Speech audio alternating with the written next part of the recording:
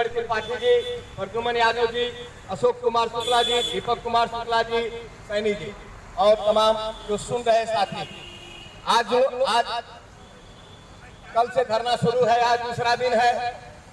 अब आपको ये पता होगा कि ये धरना क्यों हुआ, क्यों इसकी जरूरत पड़ी।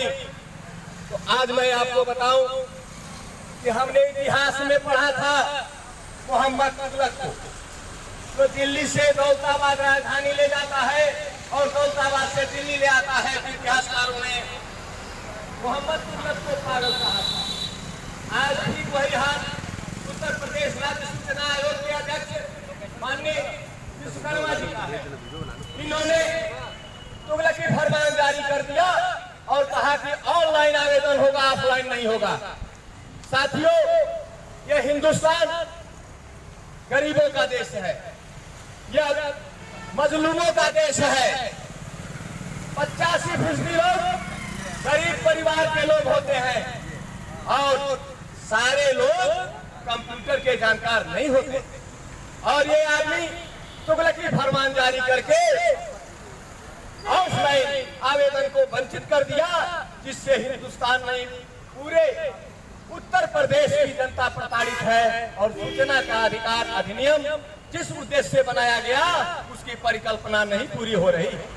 आज हम लोग ये मांग करते हैं कि अगर थोड़ा सा भी नैतिकता हो राज्य सूचना आयोग में, तो आप ये इस तुगलकी फरमान को वापस ले, क्योंकि लोकतंत्र में जनता मालिक होती है और नेता चाहे कर्मचारी चाहे अधिकारी जनता के नौकर होते हैं।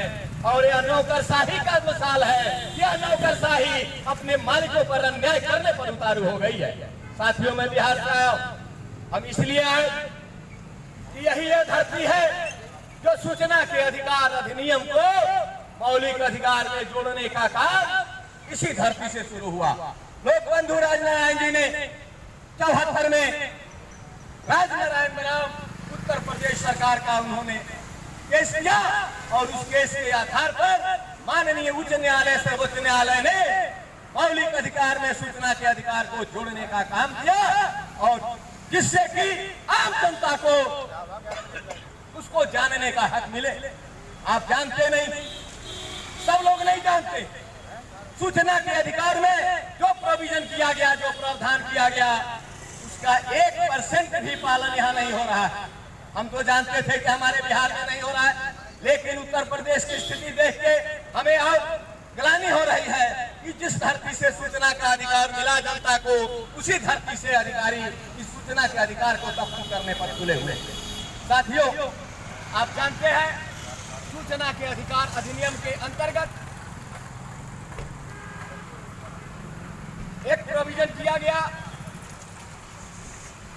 धारा 25 के बारे में हम चर्चा करना चाहते हैं। धारा 25 कहती है कि जिले के जिलाधिकारी अपने जिले के सभी विभागों की समीक्षा बैठक करें और यह पता लगावे, प्रतिवेदन ले कि किस विभाग में कितनी सूचनाएं मांगी गई और कितना जनता को दिया गया, आवेदकों को दिया गया, और उसका प्रतिवेदन बना के राज्य सूचना आयोग को दे, राज्य सूचना आयोग भारत सरकार को दे, राज्य सरकार को दे। लेकिन किसी भी जिले में यह काम नहीं हो रहा है। मैं आप तमाम लोगों के माध्यम से, मैं मीडिया के माध्यम से सरकार को अवगत कराना चाहता हूं कि क्या यह सरकार कानून का पालन करा रही है? क्या संवैधानिक सरकार है? क्या इसे पद पर रहने का अधिकार है? अपने गिरेबान में झांकने की जरूरत है ऊंचे पद पर बैठे हुए लोगों को, जो जनता की अधिकार का हनन करने में शर्म नहीं करते। साथियों, सूचना के अधिकार अधिनियम धारा 4 कहती है कि सरकारी कामकाज को पोर्टल पर डाला जाए ताकि जनता ये जाने कि हमारे रोड में कितना पैसा आया, हमारे हर विभाग में कितना पैसा आया, कितना खर्चा हुआ। इसको जानने का हक वह गरीब जनता को होनी चाहिए।